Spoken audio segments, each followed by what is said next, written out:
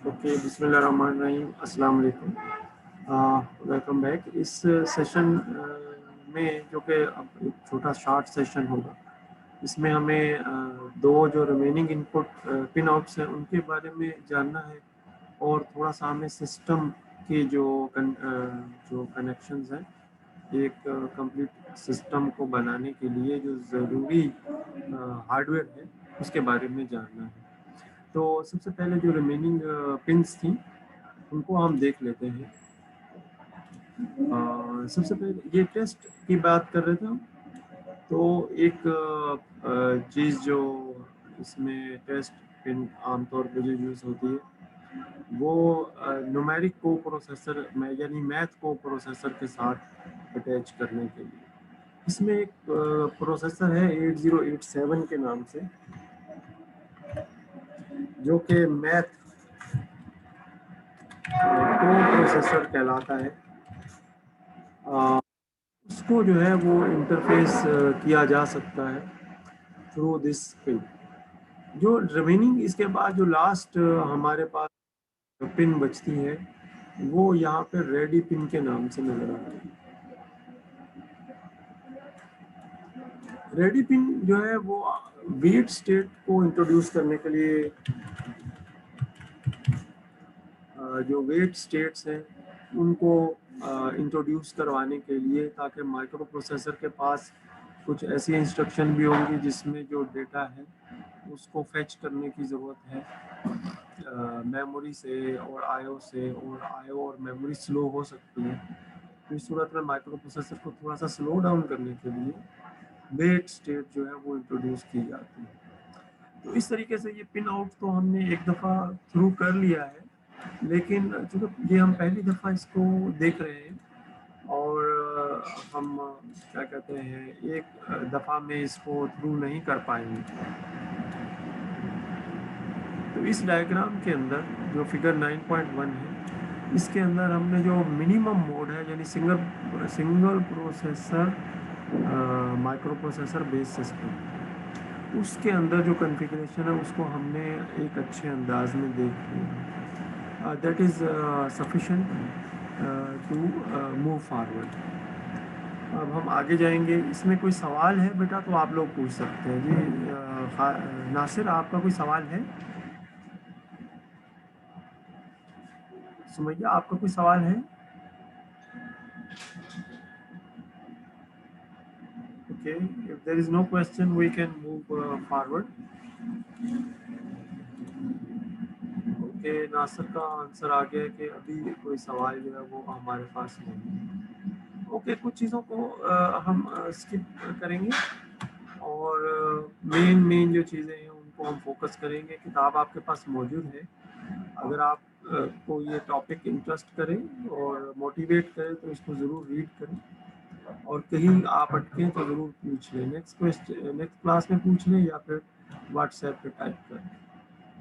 Okay, सो pin connections सबसे पहले जो है वो अगर आप देखें तो एड्रेस डेटा 0 से एड्रेस डेटा 7 तक, यानी AD0 से AD7 तक ये एड्रेस डेटा बस है, और ये रिप्रेजेंट करती है जब हम 8 बिट मेमोरी के साथ इसको इंटरफेस करते हैं। ये हम चूँकि इससे गो थ्रू हो चुके हैं तो हमें डिटेल में जाने की अभी ऐसा ज़रूरत नहीं है। थोड़ा सा ऊपर चलते हैं, और इसमें अगर आप देखें तो इस टेबल के अंदर जो है वो फैन आउट का जिक्र है। फैन आउट में अगर आप देखें तो ये वो फैमिली है आईसीज की जिसमें जो है वो transistor logic, CMOS, complementary metal oxide semiconductor, और इसी तरीके से एनमॉस।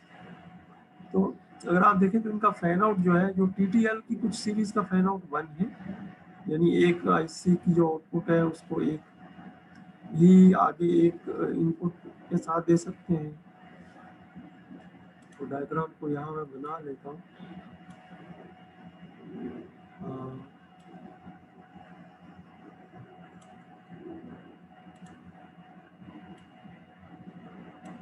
ओके, ये कनेक्शन है 1 to 1 एक डिवाइस का दूसरी डिवाइस के साथ और इसी तरीके इसमें लिखा हुआ है एक जगह पे कि जो ये एल का मतलब लो पावर है। लो पावर जो 7 4 सीरीज है उसमें 5 डिवाइसेस अटैच कर सकते हैं। तो इसका मतलब है अगर मैं यहाँ पे वो डॉट बना लूँ छोटे छोटे,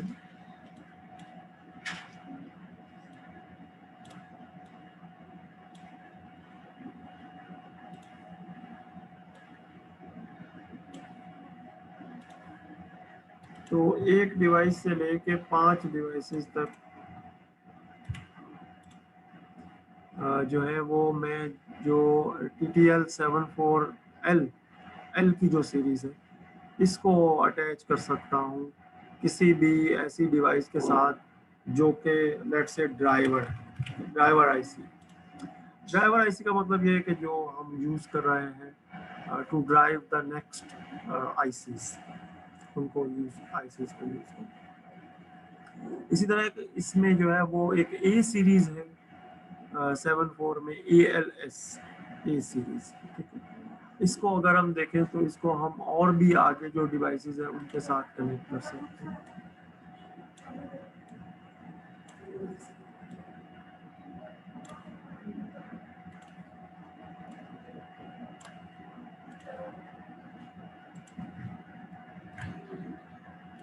टेन चिप्स तक, यानी एक ही इनपुट को हम 10 जो चिप्स हैं उन तक हम जो है वो कनेक्ट कर सकते हैं। इसको हमने कनेक्ट किया, इसी तरीके से इसी लाइन को हमने जो है वो कनेक्ट किया। अगर ये सीरीज जो है ये ALS 7 4 ALS में आ रही है, ठीक है। ये हम देख सकते हैं कि ये 7 4 ALS से क्या मुराद है। तो आप देखें कि मैक्सिमम जो है वो 10 डिवाइसेस को जो है वो 10 आईसीज को जो है वो कनेक्ट किया जा सकता है। तो अगर 10 आईसी से ज़्यादा हो तो फिर हमें क्या करना पड़ेगा, फिर हमें दरमियान में एक बफर यूज़ करना पड़ेगा। तो अगर हम इसमें बफर लगाएं, लेट्स सी हम एक बफर यहाँ लगा देते हैं जो कि 10 डिवाइसेस को सपोर्ट करता है। इसी तरीके से हम एक बफर जो है इस बफर के आगे और इस बफर को हम जो है वो कनेक्ट कर लेते हैं। तो ये 9 डिवाइसेस को ऊपर वाला बफर सपोर्ट करेगा और इस डिवाइस बफर डिवाइस मिला के 10 हो जाएंगी। तो इस तरीके से हमारे पास 10 और 9 19 यानी अप टू रफली 20 जो डिवाइसेस है अब उनको हम ड्राइव कर सकेंगे इस एक इनपुट के साथ। और मल्टीपल जो है वो हम आईसीज लगा सकते हैं।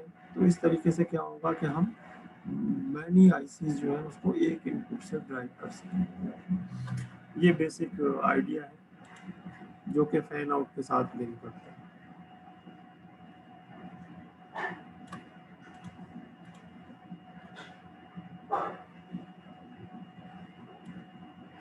ओके, इसके बाद एड्रेस लाइंस अगर आप देखें तो A8 से लेके A15 तक ये डी मल्टीप्लेक्स करना पड़ेगा 8086 के केस में।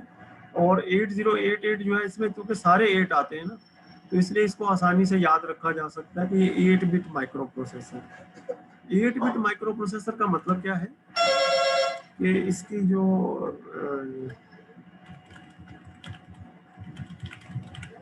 इसकी जो डेटा बस है या जो डेटा पाथ है उसकी जो विड्थ है या उसकी जो नंबर ऑफ वायर्स है वो 8 है। जबकि 8086 जो है वो एक 16 बिट माइक्रो प्रोसेसर है, तो उसमें AD8 से लेके AD15 तक, इसी तरीके से A16 से लेके A19 तक उनका 20 बिट एड्रेस बस है।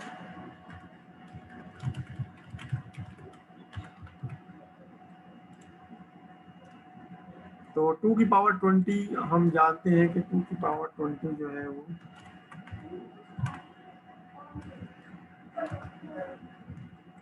कितना होता है, 1 MB होता है, 1 मेगा, 2 की power 20।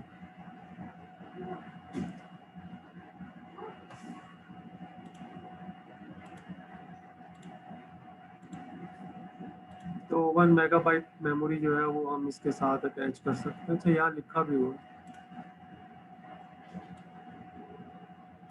1 megabyte memory banks by decoding from A20 to A21। अच्छा, A21 का भी ये जिक्र करता है लेकिन इसके लिए फिर हमें जो है वो इसको कंप्लीट रीड करना पड़ेगा कि ये A21 कहाँ से आ रहा है। Okay, similarly read, ready, interrupt pin, test pin, non maskable interrupt, reset pin, clock pin, ground pin and power supply pin, the pin to use in minimum and maximum mode. Similarly, IO, bus I enable, write, interrupt acknowledge, address latch enable, or data transmitted, receive, data enable, hold acknowledge, and status bus. So these kind of pins exist on 8086 in when working in minimum mode. इसके अलावा बहुत सारी information दी गई है, लेकिन हम इस information को थोड़ा सा स्किप करते हुए जो क्लॉक है उसकी बात करते हैं। क्लॉक में अगर आप देखें तो जैसे मैंने आपसे कहा था कि इसमें एक जो क्रिस्टल है इसके अंदर, और क्रिस्टल जो है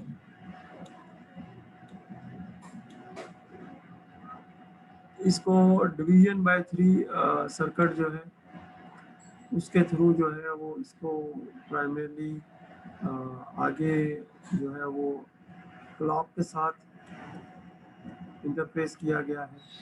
अगर आप देखें तो ये जो इनपुट है, थोड़ा माउस मेरा साथ नहीं दे रहा, लेकिन एनी हाउ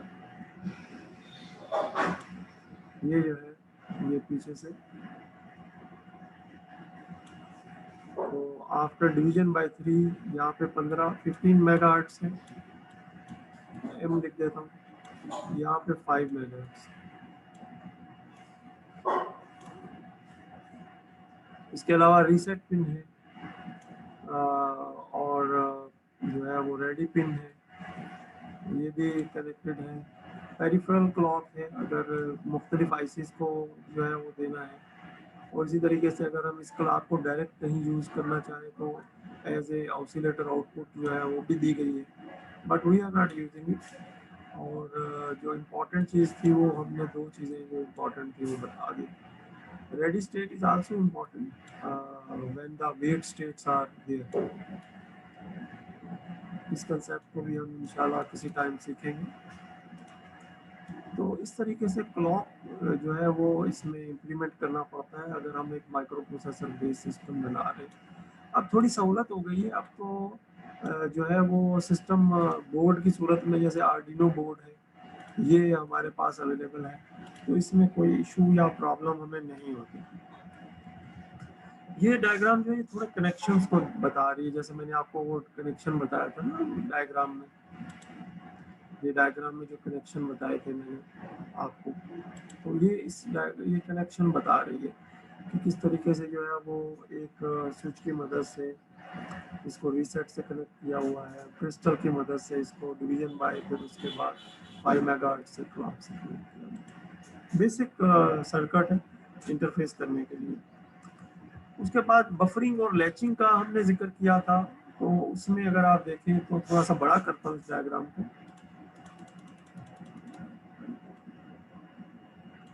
तो अगर आप देखें तो एड्रेस पिंस जो हैं और जो स्टेटस पिंस हैं इनको एक लैच के थ्रू 373 लैच जो है उसके थ्रू जो है वो प्राइमरीली एक बफर किया गया है। और अगर आप देखें तो इसको जो है वो प्राइमरीली सब डीमल्टीप्लेक्स भी किया गया है, यानी स्टेटस जो लाइन है उनको अलग कर लिया गया है और यहाँ पे एड्रेस जो है उसको डिस्प्ले करवाया गया और इसको ग्राउंड कर दिया गया है। तो स्टेटस प्राइमरीली जो है वो रीड नहीं होता, सिर्फ और सिर्फ एड्रेस जो है वो रीड होता है। ये ऑलवेज इनेबल के लिए ग्राउंड करते हैं ताकि जो है वो ऊपर भी देखें तो आउटपुट इनेबल है, output is enable and this is ground primary. अगर यहाँ पे देखें तो ये थोड़ा सा स्ट्रक्चर आपको ज़्यादा बेहतर अंदाज में नज़र आएगा कि किस तरीके से एड्रेस और डेटा इनको डीमल्टीप्लेक्स किया गया है। अगर आप देखें तो एड्रेस और डेटा जो है ये एक ही लाइन है, और इसमें एक बफर एक आईसी की मदद से अलग से जो है वो लाइनें क्रिएट की गई हैं, और जब इसको इनेबल करते हैं एड्रेस लैच इनेबल, तो यहाँ की जो इन्फॉर्मेशन है ऊपर एड्रेस लाइन पे अपीयर हो जाती है। अदरवाइज जो है वो यहाँ पे अज्यूम किया जाएगा डेटा डिपेंडिंग अपॉन द जो कंट्रोल सिग्नल है, क्योंकि देखिए ये अज्यूम कर रहा है कि इस पे डेटा आ रहा है मेरे पास और कंट्रोल आ रहा है, लेकिन यहाँ ऊपर अज्यूम कर रहा है कि मेरे पास जो है ना वो एड्रेस आ रहा है। ये डीमल्टीप्लेक्सिंग की एक एग्जाम्पल है। थोड़ा सा अगर आपको ये टॉपिक इंटरेस्ट करे तो आप इसको थोड़ा सा रीड कर सकते हैं, थोड़ा टेक्स्ट में आप इसको आपको इसकी डिटेल मिल जाएगी।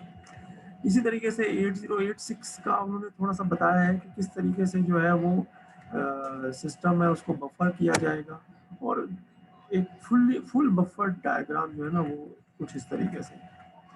ये एक फुल्ली बफर्ड 8088 माइक्रो प्रोसेसर है, लेकिन मैं आपको 8086 माइक्रो प्रोसेसर जो है ना उसका दिखाना चाहता हूँ।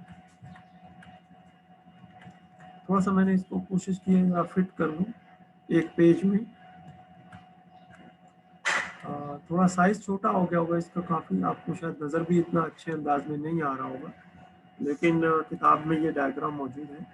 तो जो माइक्रो प्रोसेसर है इससे मेमोरी और आईओ के साथ जो एड्रेस और डेटा, और डेटा अगर आप देखें तो डेटा जो है ये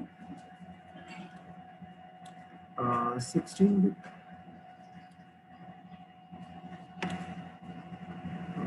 लिखने में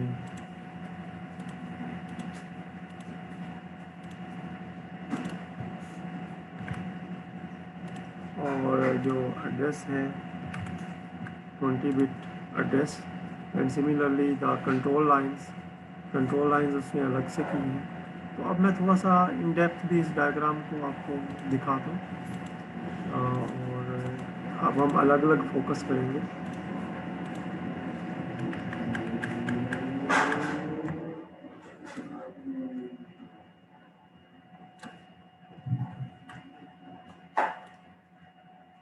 तो जो मेमोरी और आईओ रीड राइट, इसको 244 आईसी के साथ जो है, जो कि ऑलवेज इनेबल है, इसके साथ जो है वो बफर किया गया है। अच्छा, बफर का एक फ़ायदा और भी होता है। बफर का एक फ़ायदा ये होता है कि अगर कोई सर्किट में कोई प्रॉब्लम हो तो ये बफर आईसी जो है ना, ये एक जो सर्किट ब्रेकर स्विच होता है ना, या फ्यूज समझ लें, उस तरह भी काम करता है। ये आईसी अपनी जान से जाती है, यानी ये उड़ जाती है, बर्न हो जाती है, लेकिन जो माइक्रो प्रोसेसर है ना इसको बचा लेती है। तो जो मेजर जो हाई कॉस्ट आईसी है वो बच जाती है, और ये आईसी जो है ना ये फिर हम रिप्लेस कर देते हैं, दूसरी आईसी लगा लेते हैं। इसी तरीके से अगर आप देखें तो बस हाई इनेबल और स्टेटस जो रजिस्टर्स हैं इनको जो है वो अलग किया गया है, और यहाँ पे एड्रेस लाइंस जो है। बस हाई इनेबल का मतलब थोड़ा हम बताया था कि जो D8 से लेके D15 तक, और चूँकि एड्रेस लाइन भी है तो उस पर फिर डेटा या जो एड्रेस है उसका जो इनेबल होने का मैकेनिज्म है वो सिग्नल है ये। इसके बाद एड्रेस लाइन है। एड्रेस लाइन अगर आप देखें A0 से लेके A19 तक, तो 20 बिट की एड्रेस लाइन है। इसी तरीके से एड्रेस लैच इनेबल, यानी जो एड्रेस और डेटा लाइन को अलग करती है। और यहाँ देखिए डेटा जो है उसको भी थ्रू आईसीज जो है वो बफर किया गया है, जबकि इससे पहले डायग्राम में बफरिंग यूज नहीं की गई थी, बेसिक कंसेप्ट बताया गया। तो ये एक एक्चुअल सिस्टम है जो कि बफरिंग जो है उसको एक्सप्लेन करता है। इससे पहले कि मैं आपके क्वेश्चंस की तरफ जाऊं, अब मैं लास्ट क्या कहते हैं डायग्राम है उसको हम देखते हैं, जो कि इन तमाम कंसेप्ट्स जो है उनको एक जगह पे समराइज कर रही है। थोड़ा सा मैं डायग्राम की तरफ ले जाता हूँ आपको। ये फिगर 919 है।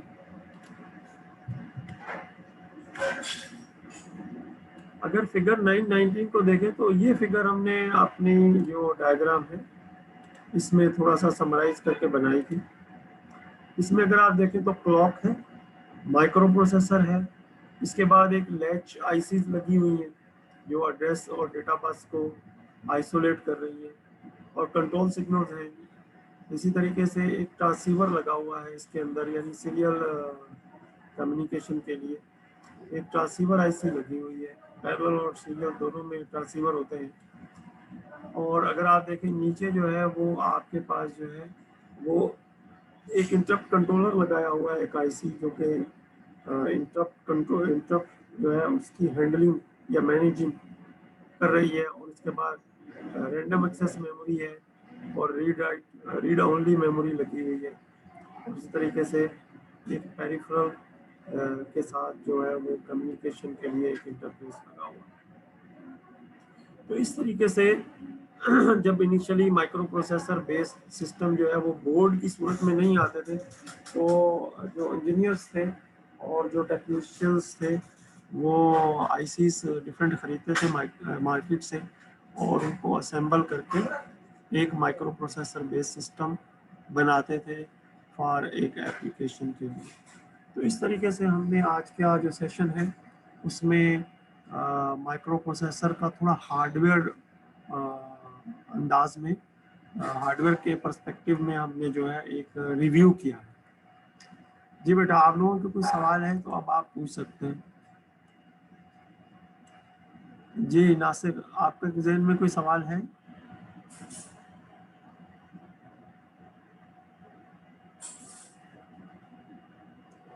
ओके सुमैया, आपके जहन में कोई सवाल है?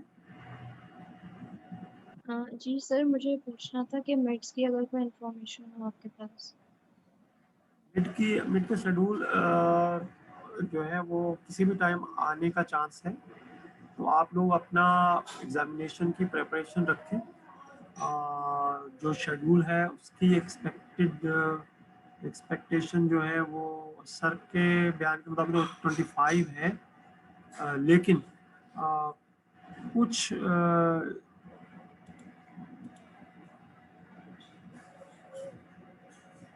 ओके, आपके सवाल की तरफ भी आते हैं। तो आप अपने आप को रेडी रखें फॉर मिड टर्म ना। और मिड टर्म जो है वो आपको पता है लास्ट टाइम मिड असाइनमेंट के तौर पे हुआ था, तो इस दफ़ा भी चांस यही बन रहा है कि मिड असाइनमेंट के तौर पे लिया जाए। लेकिन अभी तक शेड्यूल आया नहीं है, जैसे शेड्यूल आएगा तो आपको हम बता दें। जी सुमैया, आपका और कोई क्वेश्चन है मिड के बारे में? No sir, thank you. ना सर, थोड़ा बफर के बारे में जानना चाह रहे हैं। बफर जो है वो प्राइमरली मल्टीपल पर्पस को इम्प्लीमेंट करने के लिए लगाया जाता है, लेकिन यहाँ इसका जो पर्पस है वो आइसोलेशन है, यानी सिग्नल आइसोलेशन। थोड़ा इसको मैं एक्सप्लेन कर सिग्नल आइसोलेशन को।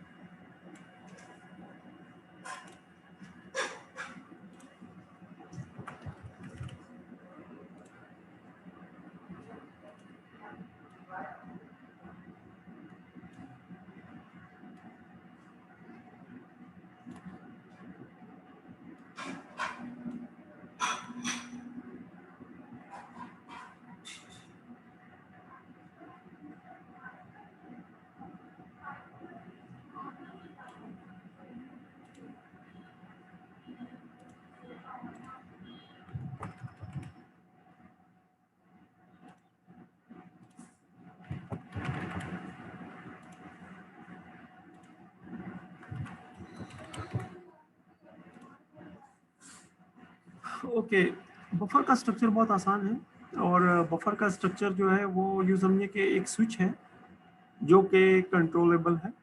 अगर आप चाहें तो इस कंट्रोल की मदद से जो इनपुट है और आउटपुट है इसका एक ट्रुथ टेबल बना सकते हैं। जैसे फॉर एग्जांपल आमतौर पे कंट्रोल पहले लिखा जाता है, तो कंट्रोल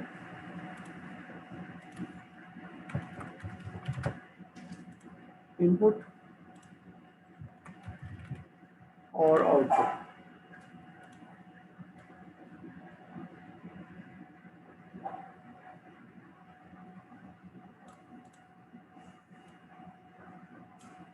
तो अगर आप देखें कि कंट्रोल के ऊपर डिपेंड होगा सब कुछ।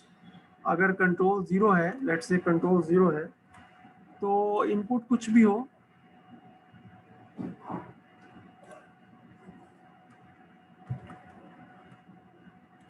जो आउटपुट है उस पे जो इंफॉर्मेशन है, चूँकि ये कनेक्टेड स्टेट नहीं है, कनेक्टेड स्टेट नहीं है, तो आउटपुट के ऊपर जो स्टेट रिटेन है, जैसे लेट्स से आउटपुट के ऊपर एक वैल्यू 0 थी या 1 थी, क्योंकि हम आमतौर पे क्यू की बात करते हैं, जो 0 भी हो सकता है और 1 भी हो सकता है, तो आउटपुट पे वही वैल्यू रहेगी जो कि मौजूद है, लॉजिक 0 है या लॉजिक 1 है, जो भी है वो मौजूद रहेगा।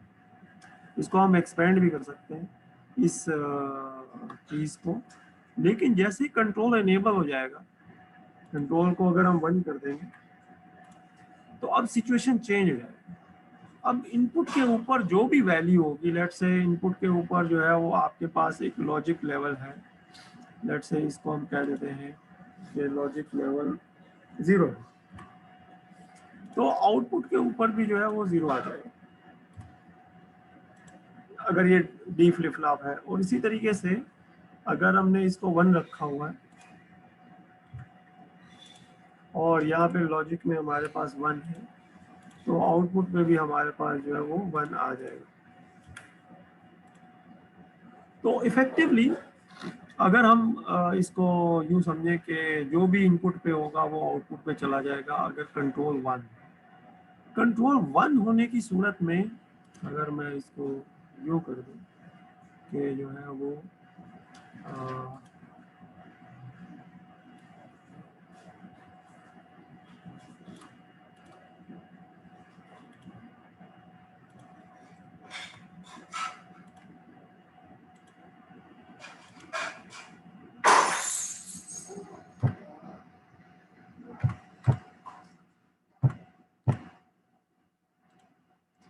तो 0 की सूरत में ओपन है, 1 की सूरत में ये कनेक्टेड है, तो ये हाई और लो इम्पिडेंस के दरमियान में चला जाता है।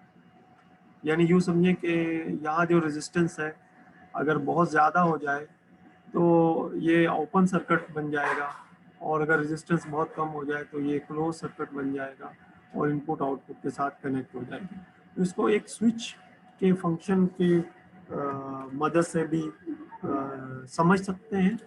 और बफर का जो प्राइमरीली फंक्शन है वो ये है कि किस तरीके से आप आइसोलेट करते हैं इनपुट को और आउटपुट को, एक चीज़। दूसरी चीज़, किस तरीके से आप अलाउ करते हैं कि जो इनपुट के अंदर वेरिएशन है वो आउटपुट को इफेक्ट करे। 2 चीज़ें हो गई। तीसरी चीज़, आउटपुट को स्टेबल करने के लिए, क्योंकि आउटपुट जो है वो बजाते खुद यहाँ पे एक हैंग वायर नहीं है। आउटपुट के साथ भी हमने एक सर्किट लगाया हुआ है जो क्या करता है कि आउटपुट के ऊपर एक पर्टिकुलर वोल्टेज जो है वो मेंटेन रखता है। और उसके लिए हमने क्या किया हुआ है, बहुत आसान है। उसके लिए हमने यहाँ पे एक वोल्टेज डिवाइडर लगाया हुआ है, जो कि एक सिंपल सिचुएशन है, लेकिन अब बेहतर कंट्रोल के लिए हम डायोड या ट्रांजिस्टर का सर्किट भी आउटपुट के साथ लगाते हैं। तो ये तो बफर की थोड़ी सी जो है वो एक्सप्लेनेशन है। जी नासिर, आपकी समझ में आया है बफर के बारे में? आपका सवाल था।